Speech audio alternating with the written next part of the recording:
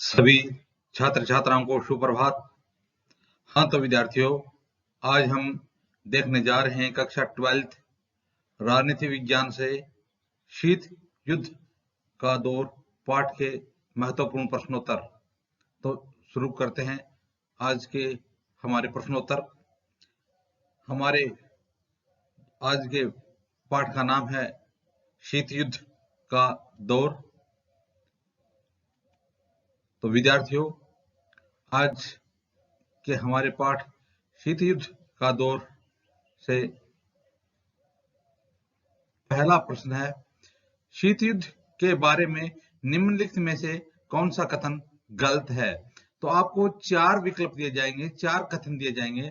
आपको बताना है कि इन 4 कथनों में से कौन सा कथन है वो गलत है। तो आपको गलत कथन का चयन करना है। तो हमारी प्रश्नोत्तरी में पहला प्रश्न है, शीत युद्ध के बारे में निम्नलिखित में से कौन सा कथन गलत है।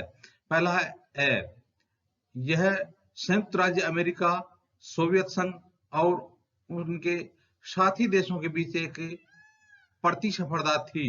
यानी अगर जो शीत युद्ध था वह संयुक्त राज्य अमेरिका और सोवियत संघ जो रूस था उनके बीच और उनके साथी देशों के बीच एक प्रतिस्पर्धा थी। तो बिल्कुल यह तो सही है। दूसरा विकल्प देखते हैं, यह महाशक्तियों के बीच विचारधाराओं को लेकर एक युद्ध था। तो उस समय जो शीत युद्ध था वो 2 महाशक्तियां, शीत युद्ध 2 महाशक्तियों कौन कौन सी, संयुक्त राज्य अमेरिका और सोवियत संघ रूस, उनके बीच विचारधाराओं को लेकर के एक युद्ध था। तीसरा विकल्प है, शीत युद्ध ने हथियारों की होड़ शुरू की। तो यह भी सही है कि जब शीत युद्ध का दौर आया उसके बाद से संयुक्त राज्य अमेरिका और सोवियत संघ ने अपने अपने अलग अलग संगठन बनाए, जिनके परिणाम स्वरूप हथियारों की जो होड़ थी वो शुरू हो गई थी। हमारे पास चौथा विकल्प है, अमेरिका और सोवियत संघ सीधे युद्ध में शामिल थे। तो सीधे युद्ध में शामिल नहीं थे, यानी सोवियत संघ रूस और संयुक्त राज्य अमेरिका सीधे युद्ध में शामिल नहीं थे। यह इन दोनों के बीच एक प्रतिस्पर्धा व विचारधाराओं को लेकर के एक उत्पन्न तनाव की स्थिति थी। सोवियत संघ और संयुक्त राज्य अमेरिका के बीच एक प्रतिस्पर्धा थी और उनके बीच एक तनाव की स्थिति थी, वो ही शीत युद्ध के नाम से जाना गया था। तो इसमें यह गलत हो जाएगा। कौन सा? 4 नंबर विकल्प है कि अमेरिका और सोवियत संघ के सीधे युद्ध में शामिल थे। देखते हैं अगला प्रश्न। अगला प्रश्न है, निम्न में से कौन सा कथन गुट निरपेक्ष आंदोलन के उद्देश्यों पर प्रकाश नहीं डालता। तो आपको बताना कि इनमें से कौन सा कथन है जो गुट निरपेक्ष आंदोलन के उद्देश्यों पर प्रकाश नहीं डालता है। पहला है, उपनिवेशवाद से मुक्त देशों की स्वतंत्र नीति अपनाने में समर्थ बनाना। यानी गुट निरपेक्ष आंदोलन था जो इन दोनों महाशक्तियां थी, उन दोनों महाशक्तियों से अलग रह करके और अपना स्वतंत्र विकास करना था। उन देशों में जो शामिल थे वो गुट निरपेक्ष देश कहलाए। तो यह कह रहा है कि निम्न में से कौन सा कथन है वो गुट निरपेक्ष दोनों महाशक्तियों से, दोनों जो महाशक्तियों के गुट बने हुए थे उनसे अलग रह करके गुट निरपेक्ष जो देश थे उनके बारे में यह पूछ रहा है कि उनके उद्देश्यों पर प्रकाश नहीं डालता है। तो उपनिवेशवाद से मुक्त हुए देशों की स्वतंत्र नीति अपनाने में समर्थ बनाना बिल्कुल सही, यह उसका उद्देश्य है, गुट निरपेक्ष आंदोलन का उद्देश्य था कि उपनिवेशवाद से जो देश स्वतंत्र हुए, जिनकी आर्थिक स्थिति कमजोर है, जो गरीब हैं, उनको स्वतंत्र नीति अपनाने के लिए समर्थ बनाना था। दूसरा, किसी भी सैन्य संगठन में शामिल होने से इनकार करना था। तो बिल्कुल सही है, यानी गुट निरपेक्ष देश थे, वो किसी भी सैन्य संगठन में शामिल नहीं होना चाहते थे। तीसरा है, वैश्विक मामलों में तटस्थता की नीति अपनाना। वैश्विक मामलों में नहीं, वैश्विक यानी उस समय विश्व में जो मामले थे, गुट निरपेक्ष आंदोलन के समर्थक जो देश थे वो बिल्कुल आंख मूंद कर नहीं बैठे थे। यदि कोई बात सही थी उनको सही बता रहे थे और जो बात गलत थी उनका विरोध कर रहे थे। तो इस प्रकार से वैश्विक मामले में तटस्थता की नीति नहीं अपना रहे थे, क्योंकि उनका उद्देश्य ये था कि सबको स्वतंत्रता से रहते हुए सबको अपने विकास करने के अवसर प्राप्त होने चाहिए। इसलिए वो गलत का गलत और सही को सही बता रहे थे और गलत का विरोध कर रहे थे। अगला है वैश्विक आर्थिक असमानता की समाप्ति पर ध्यान केंद्रित करना। बिल्कुल गुट निरपेक्ष जो देश थे उनका उद्देश्य था कि विश्व में जो आर्थिक असमानता की समाप्ति है उस पर ध्यान केंद्रित किया जाए। तो इसका उत्तर हो जाएगा वैश्विक मामलों में तटस्थता की नीति अपनाना।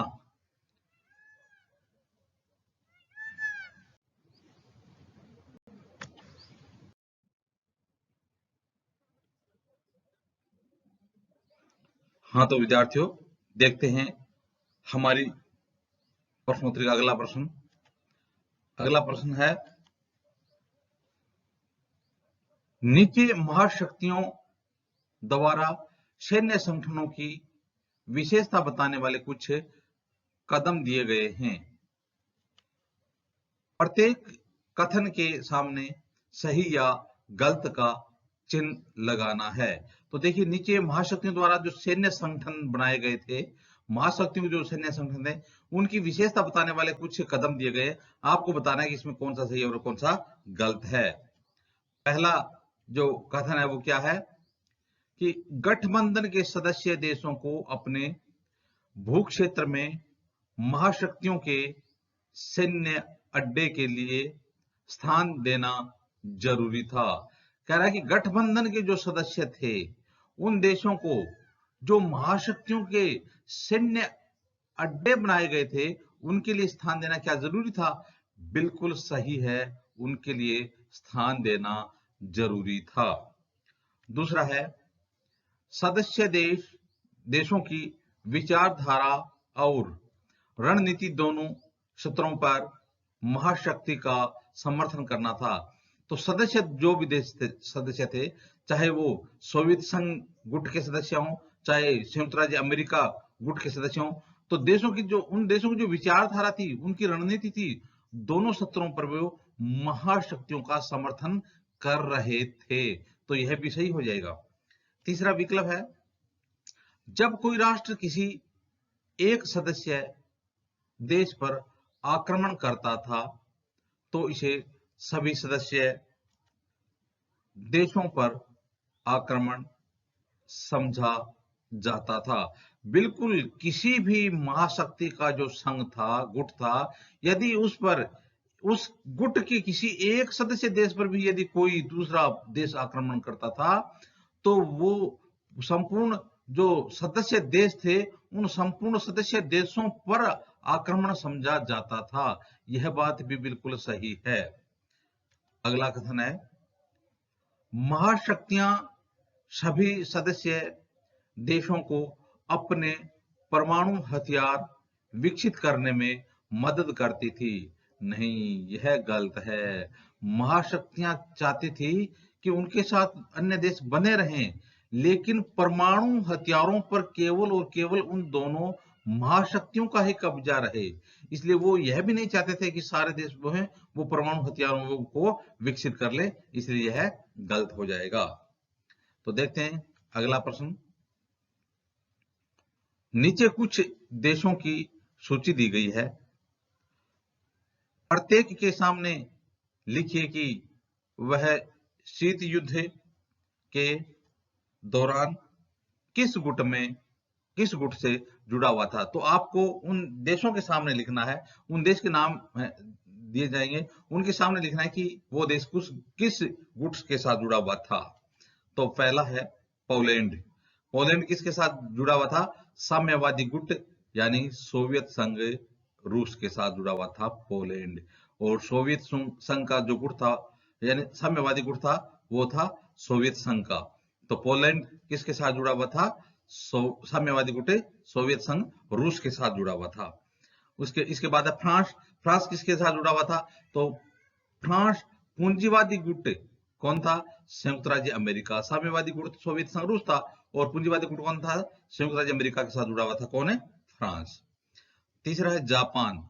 तो जापान पूंजीवादी गुट संयुक्त राज्य अमेरिका के साथ जुड़ा हुआ था। कौन है? जापान। किसके साथ जुड़ा हुआ था? संयुक्त राज्य अमेरिका के साथ। आगे है नाइजीरिया। नाइजीरिया गुट निरपेक्ष आंदोलन के साथ जुड़ा हुआ था, यानी नाइजीरिया एक साथ ऐसा देश था भारत की तरह, वह गुट निरपेक्ष आंदोलन का समर्थक था, किसी भी गुट में शामिल होने का पक्षपात नहीं करता था। अगला है उत्तरी कोरिया। तो उत्तरी कोरिया साम्यवादी गुट यानी सोवियत संघ रूस का समर्थक था, उत्तरी कोरिया। और उसके बाद है श्रीलंका। श्रीलंका भी भारत की तरह है, गुट निरपेक्ष आंदोलन का समर्थक था। तो इस प्रकार से यदि परीक्षा में पूछा जाए कि कौन सा देश किस गुट से संबंधित था, तो हम यह जो सारणी है उनको याद कर लेंगे। हाँ, तो विद्यार्थी देखते हैं, एक एक लाइन में उत्तर देने हैं। पहला प्रश्न है, शीत युद्ध क्या था? आपको एक लाइन में उत्तर देना है कि शीत युद्ध क्या था। तो इसका उत्तर हो जाएगा कि द्वितीय विश्व युद्ध के बाद संयुक्त राज्य अमेरिका और सोवियत संघ के बीच प्रतिस्पर्धा व विचारधाराओं को लेकर उत्पन्न तनाव की स्थिति को शीत युद्ध के नाम से जाना जाता है। कब? द्वितीय विश्व युद्ध के बाद। एक तो हो गया संयुक्त राज्य अमेरिका और दूसरा हो गया सोवियत संघ रूस।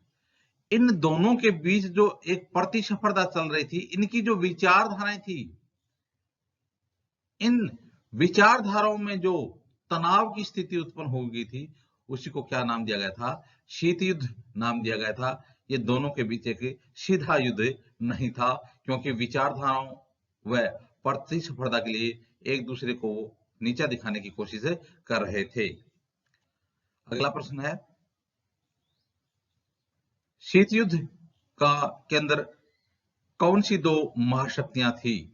तो आपको बताना है कि शीत युद्ध का जो केंद्र थी वो महाशक्तियां थी दो। तो दो महाशक्तियां कौन कौन सी थी? वो दो महाशक्तियां थी संयुक्त राज्य अमेरिका और दूसरी थी सोवियत संघ रूस। तो शीत युद्ध का केंद्र कौन कौन सी दो महाशक्तियां थी? संयुक्त राज्य अमेरिका और दूसरा था सोवियत संघ रूस और अमेरिका। अगला प्रश्न है, द्वितीय विश्व युद्ध के अंत के परिणाम स्वरूप किन दो महाशक्तियों का उदय हुआ? तो दूसरे विश्व युद्ध का जब अंत हुआ तो उनके परिणाम स्वरूप दो महाशक्तियों का उदय हुआ, और दो महाशक्तियां कौन सी हो जाएंगी? एक तो हो जाएगी संयुक्त राज्य अमेरिका, संयुक्त राज्य अमेरिका, और दूसरा सोवियत संघ रूस। ये दो महाशक्तियां थी। अगला प्रश्न है,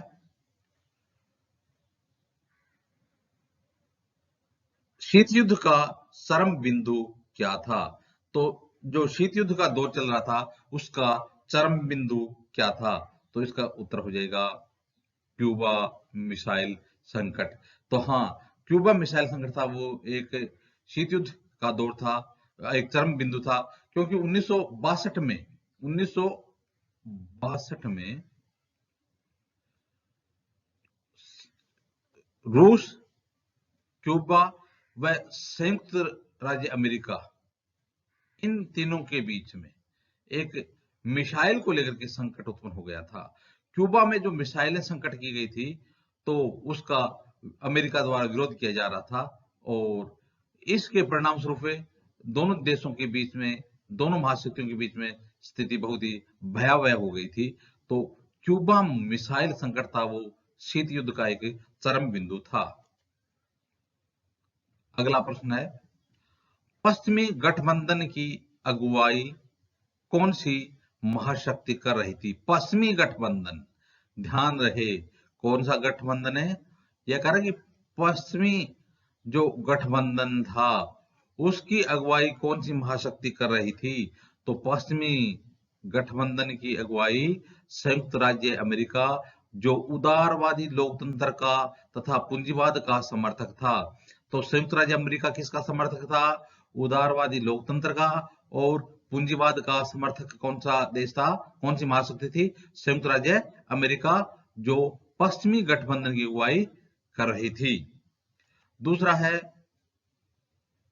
पूर्वी गठबंधन की अगुवाई कौन सी महाशक्ति कर रही थी? तो पश्चिमी तो संयुक्त राज्य अमेरिका अगुवाई कर रहा था। तो यह बता रहा है कि पूर्वी गठबंधन की अगुवाई कौन सी महाशक्ति कर रही थी? तो पूर्वी गठबंधन की अगुवाई सोवियत संघ रूस, जो समाजवाद व साम्यवाद का समर्थक था। सोवियत संघ रूस। तो रूस किसकी अगुवाई कर रहा था? पूर्वी गठबंधन की। और अमेरिका किसकी अगुवाई कर रहा था?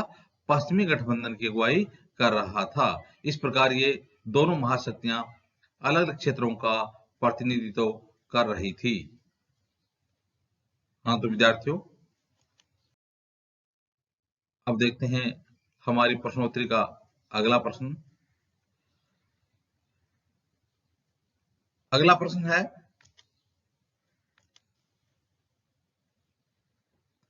प्रथम विश्व युद्ध कब से कब तक चला था? तो आपको बताना है कि प्रथम विश्व युद्ध है वो कब से कब तक चला था। तो इसका उत्तर हो जाएगा, प्रथम विश्व युद्ध 1914 से लेकर के 1918 तक प्रथम विश्व युद्ध चला था। अगला प्रश्न है, द्वितीय विश्व युद्ध कब से कब तक लड़ा गया था? तो इसका उत्तर हो जाएगा, द्वितीय विश्व युद्ध 1939 से 1945 के बीच लड़ा गया था। तो द्वितीय विश्व युद्ध कब से कब तक चला था? 1939 से 1945 के बीच। अगला प्रश्न, मित्र राष्ट्रों की अगुवाई कौन से देश कर रहे थे? बहुत अच्छा प्रश्न आया है। यानी उस द्वितीय विश्व युद्ध में जो सारा संसार था वो दो भागों में बंट गया था। एक तो मित्र राष्ट्र थे और दूसरे धुरी राष्ट्र समर्थक थे। तो आपको बताना कि मित्र राष्ट्रों की अगुवाई थी वो कौन कौन से देशों के द्वारा की जा रही थी? मित्र राष्ट्र कौन कौन से राष्ट्र थे इस संघ में थे? मित्र राष्ट्र में अमेरिका, सोवियत संघ, ब्रिटेन और फ्रांस। तो मित्र राष्ट्रों की अगुवाई में अमेरिका, सोवियत संघ, ब्रिटेन और फ्रांस थे। अगला प्रश्न है, धुरी राष्ट्रों की अगुवाई कौन कौन देश कर रहे थे? तो पहले हमने देखा मित्र राष्ट्र। तो मित्र राष्ट्रों का जो गुट बना हुआ था, संघ बना हुआ था, उसमें अमेरिका, सोवियत संघ, ब्रिटेन और फ्रांस थे। और धुरी राष्ट्रों का जो एक संघ बना हुआ था द्वितीय विश्व युद्ध में, उनमें कौन कौन से राष्ट्र शामिल थे? धुरी राष्ट्रों में थे जर्मनी, इटली और जापान। तो जर्मनी, इटली और जापान कौन से गुट से समर्थित थे? धुरी राष्ट्रों के समर्थक थे। अब आगे है, शीत युद्ध की शुरुआत कब से मानी जाती है? तो यानी यह बता रहा है कि शीत युद्ध की शुरुआत कब से मानी जाती है? तो सीधी सी बात है, शीत युद्ध था वो दूसरे विश्व युद्ध की समाप्ति से ही शुरू हो गया था। तो शीत युद्ध की जो शुरुआत है वो कब से मानी जाती है? द्वितीय विश्व युद्ध से शीत युद्ध की शुरुआत मानी जाती है। अब अगला प्रश्न है, 12 अगस्त 1945 में, अगस्त 1945 में प्रश्न है 12वां, यह प्रश्न है 12वां कि अगस्त 1945 में अमेरिका ने जापान के किन दो शहरों पर परमाणु बम गिराए थे? तो आपको बताना है कि अगस्त 1945 में अमेरिका के द्वारा जापान के दो राष्ट्रों पर, जापान के दो शहरों पर, जापान के दो शहरों पर परमाणु बम गिराए गए थे। तो आपको बताना है कि वो शहर कौन कौन से थे। तो वो दो शहर थे, एक तो था हिरोशिमा और दूसरा था नागासाकी। तो इस प्रकार से द्वितीय विश्व युद्ध में 1945 में अमेरिका ने दो शहरों पर परमाणु बम गिराए थे। तो जापान के वो दो शहर कौन से थे? हिरोशिमा और नागासाकी। अब देखते हैं हमारी प्रश्नोत्तरी का अगला प्रश्न।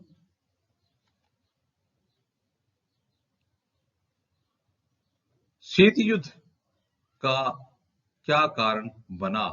तो आपको बताना है कि शीत युद्ध था, उसका क्या कारण था। शीत युद्ध का कारण क्या बना? तो इसका उत्तर हो जाएगा अमेरिका और सोवियत संघ रूस का महाशक्ति बनने की होड़ में एक दूसरे के मुकाबले खड़ा होना शीत युद्ध का कारण बना। तो इधर तो एक तो अमेरिका, संयुक्त राज्य अमेरिका था, और दूसरा था सोवियत संघ रूस है। वो दोनों महाशक्ति बनने की होड़ में थे कि दोनों में से महाशक्ति किसको माना जाए। तो इसका परिणाम यही हुआ कि दोनों के बीच शीत युद्ध की स्थिति उत्पन्न हो गई। अगला प्रश्न, हिरोशिमा और नागासाकी पर गिराए गए परमाणु बमों को क्या नाम दिया गया? तो आपको बताना है कि हिरोशिमा और नागासाकी पर जो जापान के दो शहर थे, उन पर जो परमाणु बम अमेरिका ने गिराए थे, उनके नाम क्या दिए गए थे? तो उनके नाम दिए गए थे, एक तो था लिटिल बॉय और दूसरा था फैट मैन। तो हिरोशिमा और नागासाकी पर गिराए गए परमाणु बमों को क्या नाम दिया गया? एक का नाम था लिटिल बॉय और दूसरा था फैट मैन। अगला प्रश्न है, पश्चिमी गठबंधन ने अप्रैल 1949 में नाटो संगठन की स्थापना की। इस संगठन में कितने देश शामिल थे? तो पश्चिमी गठबंधन ने 1949 में कौन सा संगठन बनाया था? नाटो।